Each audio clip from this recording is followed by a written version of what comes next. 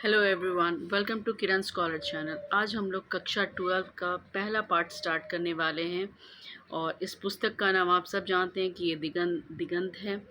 और भाग 2 लेसन 1 पढ़ने से पहले सबसे पहले अनुक्रमणीय देखना बहुत ज़रूरी होता है। जैसा कि इस गद्य खंड में आप देख सकते हैं कि 14 लेसन है और काव्य खंड में भी जो है वो 13 लेसन है। और प्रतिपूर्ति यानी कि बाहर विदेशी लेखकों की भी जो है वो 3 पार्ट जो यहाँ दी गई है। और इसकी सारी विधाओं को के लिए जो है वो मैं एक क्लास लूँगी जो बहुत ही इम्पोर्टेंट है। लेकिन आज जो है वो हम लोग स्टार्ट करते हैं लेखक परिचय से, जो है बालकृष्ण भट्ट जी का। और बालकृष्ण भट्ट जो है वो हिंदी साहित्य के जो है वो बहुत ही विख्यात और बहुत ही प्रसिद्ध लेखक थे। और इनका जन्म जो है वो 23 जून 1844 ईस्वी में हुआ था। तो इसमें जो है वो मैं जो आपके एमसीक्यू के हिसाब से जो जो इम्पोर्टेंट है मैं उसको जो है वो अंडरलाइन करूँगी, जिससे कि जो है वो आप इसको और अच्छे से जो पढ़ सकें और इसके फैक्ट को और समझ सकें। तो सबसे पहले बालकृष्ण भट्ट जी का जन्म से स्टार्ट करते हैं हम लोग। तो इनका जन्म जो है वो 23 जून 1844 ईस्वी में हुआ था। 23 जून 1844 ईस्वी में इनका जन्म हुआ था। उसके बाद निधन जो है वो 20 जुलाई 1914। ये 2 पॉइंट्स याद करने ही करने हैं, क्योंकि जन्म और मृत्यु से क्वेश्चंस आते ही आते हैं। अब इनका निवास स्थान इलाहाबाद उत्तर प्रदेश था, ये भी इम्पॉर्टेंट है आपका। माता पिता के नाम भी जो है वो पूछ लिए जाते हैं। तो इनकी माता का नाम पार्वती देवी और पिता का नाम बेनी प्रसाद भट्ट था। पिता एक व्यापारी थे और माता एक सुसंस्कृत महिला, जिन्होंने बालकृष्ण भट्ट के मन में अध्ययन की रुचि और लालसा जगाई। ठीक है। और शिक्षा के बारे में हम लोग देखें तो प्रारंभ में जो है वो इन्होंने संस्कृत का अध्ययन किया। प्रारंभ में इन्होंने संस्कृत का अध्ययन किया और 1867 ईस्वी में प्रयाग के मिशन स्कूल में एंट्रेंस की परीक्षा दी। वृत्ति में जो है, कहने का मतलब, वृत्ति का मतलब होता है कि उन्होंने जो है वो अध्यापन करने के बाद कौन सा पेशा चुना, उन्होंने किस चीज़ को जो है वो अपने जीवन का जो है वो जीविका उपार्जन का आधार बनाया, उसी को हम लोग वृत्ति कहते हैं। तो 1869 से लेकर के 1875 तक प्रयाग के मिशन स्कूल में इन्होंने अध्यापन का कार्य किया। उसके बाद 1885 में प्रयाग के CAV स्कूल में संस्कृत का अध्यापन किया। 1888 में प्रयाग के कायस्थ पाठशाला में इंटर कॉलेज में अध्यापक की नियुक्ति, किंतु उग्र स्वभाव होने के कारण इनको नौकरी छोड़नी पड़ी। और इसके बाद इन्होंने लेखन कार्य जो है वो नौकरी छोड़नी पड़ी थी। उसके बाद जो है उन्होंने लेखन का कार्य प्रारंभ किया। ठीक है। विशेष परिस्थिति, पिता के निधनोपरांत, मतलब निधन, देखिए यहाँ पे एक वर्ड है निधनों उपरांत, यानी इसका संधि विच्छेद करेंगे तो निधन प्लस उपरांत, यानी कि पिता की मृत्यु के बाद पैतृक व्यापार संभालने के नाम पर जो है वो क्या हुआ, गृह कलह जो है वो प्रारंभ हो गया। और पैतृक घर को छोड़कर इन्होंने जो है वो आर्थिक संकट से जूझते हुए हिम्मत से काम लिया और साहित्य के प्रति समर्पित रह गए। गृह कलह के कारण जो है वो ये सब कुछ छोड़ दिए और उसके बाद इन्होंने क्या किया, साहित्य के प्रति समर्पित हो गए। उसके बाद देखिए आगे पढ़ते हैं क्या है।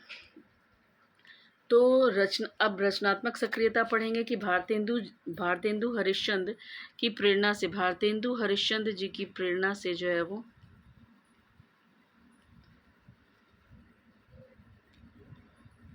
भारतेंदु हरिश्चंद्र जी की प्रेरणा से इन्होंने हिंदी वर्धनी सभा प्रयाग की ओर से 1877 में हिंदी प्रदीप नामक मासिक पत्रिका निकालना प्रारंभ किया। ठीक है। हिंदी प्रदीप का आप नाम याद रखेंगे, क्योंकि इससे क्वेश्चन आते हैं कि हिंदी प्रदीप पत्रिका जो है वो किसके द्वारा लिखा गया।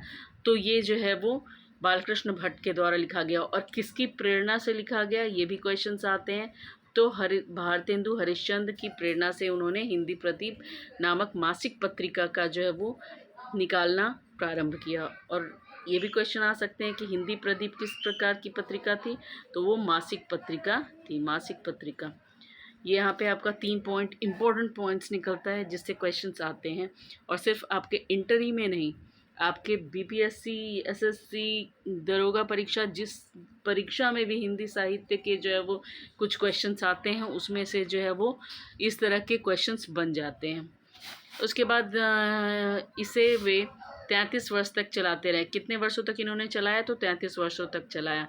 इसमें नियमित रूप से सामाजिक, साहित्यिक, नैतिक, राजनीतिक विषयों पर निबंध लिखे जाते थे। ठीक है। 1881 में वेदों की मुक्तिपूर्ण समीक्षा की इन्होंने। 1881 में क्या की इन्होंने? वेदों की युक्तिपूर्ण जो है वो समीक्षा की। उसके बाद 1886 में लाला श्रीनिवास दास के संयोगिता स्वयंवर की कठोर आलोचना की। अब देखिए यहाँ से क्वेश्चन आ जाते हैं कि इन्होंने किसकी आलोचना की? तो संयोगिता स्वयंवर की आलोचना की। और ये संयोगिता स्वयंवर किसके द्वारा रचित थी? तो ये लाला श्रीनिवास द्वारा रचित थी। ठीक है। उसके बाद फिर देखेंगे हम लोग, किंतु अच्छा व्यवहार न होने पर वो अलग हो गए। ठीक है। यानी कि आपका यहाँ 2-3 पॉइंट्स इस रचनात्मक सक्रियता से इनकी बनती है। बाकी ऊपर जन्म और मृत्यु है। अब देखेंगे हम लोग कि इनकी रचनाएं जो हैं वो कौन कौन सी है। इनकी रचनाएं कौन कौन सी है ये देख लेंगे आप। यहाँ रचना है। ठीक है। रचना में जो है वो अब हम लोग मुख्य रूप से देखेंगे कि कौन कौन सी रचना है इनकी। तो स्टार्ट करते हैं। इनकी प्रमुख रचना जो है वो रहस्य कथा, नूतन ब्रह्मचारी, 100 अजान एक सुजान, गुप्त वैरी, रसातल यात्रा, उचित दक्षिणा, हमारी घड़ी और सद्भाव का अभाव। जिसमें से ये 3 जो है वो बहुत ही महत्वपूर्ण है, जो मैंने टिक लगाई है। उसके बाद जो है वो नाटक में हम देखेंगे। नाटक में इनकी प्रमुख नाटक जो है वो, नाटक में पद्मावती, उसके बाद फिर शिशुपाल वध, नल दमयंती या दमयंती स्वयंवर, शिक्षादान, उसके बाद चंद्रसेन, सीता वनवास, पतित पंचम, मेघनाथ वध, कट्टर, सुमकी एक नकल, वृहन्नलता, उसके बाद इंग्लैंडेश्वरी और भारत जननी, भारतवर्ष और कली, 2 दूरदेशी, एक रोगी एक वैध, और रेल का विकट खेल। ये बहुत ही इम्पोर्टेंट है, रेल का विकट खेल। उसके बाद बाल विवाह। ये सब जो है वो उनकी नाटक थी। प्रहसन में जो है वो हम देखेंगे कि प्रहसन में मुख्य क्या थे उनके। तो प्रहसन में जो है वो जो मुख्य रूप से क्वेश्चंस आते हैं वो है जैसा काम वैसा परिणाम और आचार विडंबन। नई रोशनी का विष भी आप याद रख सकते हैं, लेकिन जैसा काम वैसा परिणाम और आचार विडंबन मुख्य हैं प्रहसन में। ठीक है। निबंध में इन्होंने 1000 के आसपास निबंध लिखे, जिसमें से 100 के ऊपर बहुत ही महत्वपूर्ण था। और भट्ट निबंधमाला जो है वो 2 खंडों में प्रकाशित है। ये आपको याद रखना है कि भट्ट निबंधमाला जो है वो कितने खंडों में प्रकाशित है? तो 2 खंडों में प्रकाशित है। इस प्रकार जो है वो आप लोगों ने देखा कि बालकृष्ण भट्ट जी के बारे में हम लोगों ने रचना देखा, उनकी क्रियाशीलता देखी, रचनात्मक क्रियाशीलता देखी और जन्म देखा। इसमें से जो भी मुख्य बिंदु हैं, जो मुख्य बिंदु हैं वो आप एक बार फिर देख सकते हैं। जन्म से जो है वो क्वेश्चंस आते हैं। जन्म से क्वेश्चन आते हैं कि 23 जून 1844 ईस्वी में इनका जन्म हुआ था और 20 जुलाई 1914 में इनकी मृत्यु हुई थी। निवास स्थान जहाँ में ये जन्मे थे तो इलाहाबाद, उत्तर प्रदेश। उसके पिता जो है वो बेनी प्रसाद भट्ट, ये आप याद रखेंगे। उसके बाद जो है वो और मुख्य बिंदु जो है वो इनसे संबंधित है। यहाँ भारतेंदु जी की प्रेरणा से हिंदी वर्धनी सभा प्रयाग की ओर से हिंदी प्रदीप नामक मासिक पत्रिका निकाले। ये यहाँ पे महत्वपूर्ण बिंदु है आपका।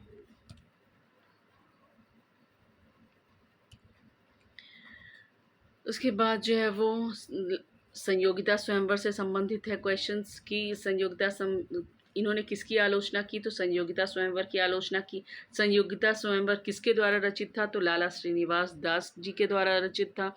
फिर दूसरा क्वेश्चन पूछे जाते हैं कि इन्होंने किस मासिक पत्रिका का जो है वो संपादन किया? तो आप बोलेंगे हिंदी प्रदीप का संपादन किया। और हिंदी प्रदीप का संपादन इन्होंने किसकी प्रेरणा से किया?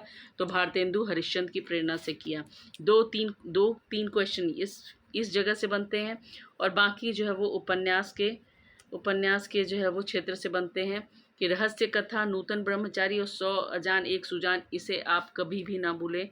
This is very very very important for your exams. इसीलिए ऑलवेज रिमेंबर, इस 3 उपन्यास को तो आप कभी भी नहीं भूलेंगे, जो बालकृष्ण भट्ट जी द्वारा रचित है। और ये है आपका रहस्य कथा, नूतन ब्रह्मचारी, 100 अजान एक सुजान। बाकी आप भूल जाएं तो भी चलेगा, लेकिन इस 3 को आप मत भूलिएगा, क्योंकि इस 3 में से क्वेश्चन बन जाते हैं। उसके बाद जो है वो नाटक में जो है वो आप पद्मावती याद रखें, नल दमयंती याद रखें, वृहणलता, और रेल का विकट खेल। रेल का विकट खेल तो बिल्कुल भी ना भूलें। ये सिर्फ आपके एग्ज़ाम में नहीं, ये नेट और टीजीटी पीजीटी जितने भी एग्ज़ाम होते हैं उसमें ये क्वेश्चंस पूछे जाते हैं। ठीक है, तो ये जो है वो ये 4 जो है वो लेखनी और एक भट्ट निबंधमाला कितने खंडों में प्रकाशित है, ये 2 खंडों में प्रकाशित है। ये आप कभी भी ना भूलें। बस 5-6 पॉइंट्स हैं। पहला पॉइंट्स यहाँ पे आपने देखा कि भट्ट निबंधमाला, ये इंपॉर्टेंट पॉइंट्स है। दूसरा जो है वो रेल का विकट खेल जो है वो ये क्या है, आपका नाटक है। नाटक, रेल का विकट खेल, यहाँ से क्वेश्चंस आते हैं। उसके बाद फिर उपन्यास से क्वेश्चन आते हैं। उपन्यास में क्या क्या मुख्य है, तो ये 3 जरूर याद रखेंगे।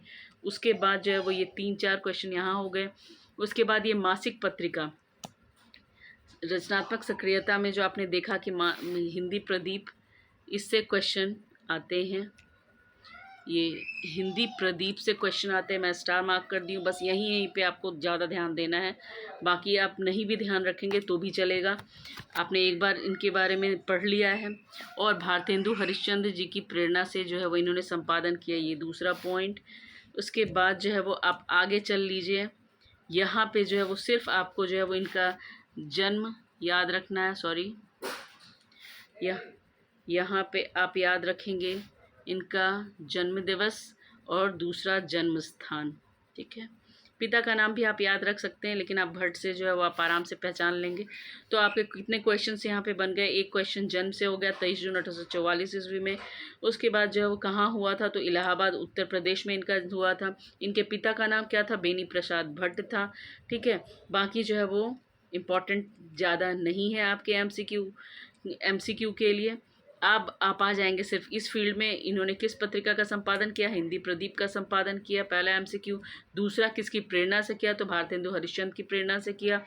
ये हिंदी प्रदीप जो है वो साप्ताहिक पत्रिका थी कि मासिक पत्रिका थी या पाक्षिक पत्रिका थी, तो आप बोलेंगे कि मासिक पत्रिका थी। पाक्षिक कहने का मतलब 15 दिन पे जो पत्र निकलते हैं उसे हमें पाक्षिक बोलते हैं। तो ये पाक्षिक भी नहीं थी, साप्ताहिक भी नहीं थी, दैनिक भी नहीं थी, ये कैसी थी, मासिक पत्रिका थी। ठीक है, आप यहाँ याद रखेंगे। उसके बाद यहाँ संयोगिता स्वयंवर जो है वो ये याद रखेंगे कि संयोगिता स्वयंवर जो उन्होंने लिखी वो क्या थी, तो वो आलोचना थी। और किसकी आलोचना, एक्चुअली संयोगिता स्वयंवर जो है वो लाला श्रीनिवास दास जी की रचना है, और इसी की आलोचना जो है वो उन्होंने की थी। ठीक है, तो आपसे ये पूछा जाएगा कि उन्होंने किसकी आलोचना की, तो आप लिखेंगे इन्होंने संयोगिता स्वयंवर नामक उपन्यास की जो है वो आलोचना की, जो कि लाला श्रीनिवास दास द्वारा रचित है। बस इतना। और रहस्य कथा, नूतन ब्रह्मचारी, 100 अजान एक सुजान, ये इंपॉर्टेंट पॉइंट्स हैं। यहाँ से भी जो है वो क्वेश्चंस जो है वो पूछ लिए जाते हैं यहाँ पे। और नाटक से ये 3-4 पॉइंट्स हैं जहाँ पे आपको ध्यान देने वाली बात है। इतना आपने कर लिया तो बालकृष्ण भट्ट से जो है वो इस 4-5 नंबर में से पॉइंट्स में से 1-2 पॉइंट्स आपके आने ही आने हैं।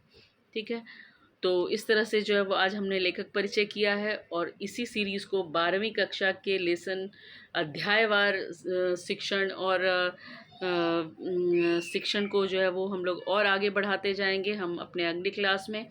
और उस दिन हम लोग पढ़ेंगे कि बालकृष्ण भट्ट जी ने जो है वो अपने बातचीत चैप्टर में, बातचीत जो उनके द्वारा रचित है ना, बातचीत जो है वो जो रचित है उसमें इन्होंने क्या कहने का प्रयास किया है। एक्चुअली इस बातचीत में जो है वो इसके महत्व के बारे में बताना चाहते हैं, इसके प्रकार के बारे में बताएंगे कि ये कितने प्रकार की होती है और इसकी उपयोगिता क्या है। इसके प्रकार, उपयोगिता और महत्व के बारे में बताने वाले हैं, जो हम लोग अगली कक्षा में पढ़ने वाले हैं। तो आशा करती हूँ कि आज का जो है वो आपका ये वीडियो आपको पसंद आया होगा और आपके लिए उपयोगी सिद्ध होगा। आप इसके नोट्स भी बना सकते हो। बस जो जो इम्पोर्टेंट पॉइंट्स है बस वो लिख लीजिए आप। आपका ये चैप्टर जो है वो कंप्लीट होता चला जाएगा। आगे मैं जो है वो इस सीरीज़ को बढ़ाते हुए जो है मैं दूसरा पार्ट के अंदर भी मैं पढ़ाऊँगी और पार्ट को समझाने के साथ साथ जो है वो मैं उसके भी जो है वो इम्पोर्टेंट पॉइंट्स को इसी तरह से अंडरलाइन कर दूँगी, जिससे आपके लिए जो है वो अध्याय के क्वेश्चन और MCQ करना जो है वो बहुत ही आसान हो जाएगा। ठीक है, आशा करती हूँ कि आपको ये पसंद आए होंगे। अगर आपको ये वीडियो पसंद आया है तो please like subscribe Kiran scholar channel for further study. Thank you. Kiran scholar channel को सब्सक्राइब करें, KIRAN किरण स्कॉलर, और अपनी तैयारी को और मजबूत करें। आपके लिए आप ये चैनल समर्पित है। आप अपना प्यार और मोटिवेशन दिखाएं, लाइक ज़रूर करें, जिससे कि हम लोगों का मोटिवेशन बढ़ता जाए, और शेयर भी करें, ताकि और कमेंट करना ना भूलें कि आपको ये वीडियो कैसा लगा और आप किस हिंदी के किस विषय पे जो है वो और वीडियो चाहते हैं।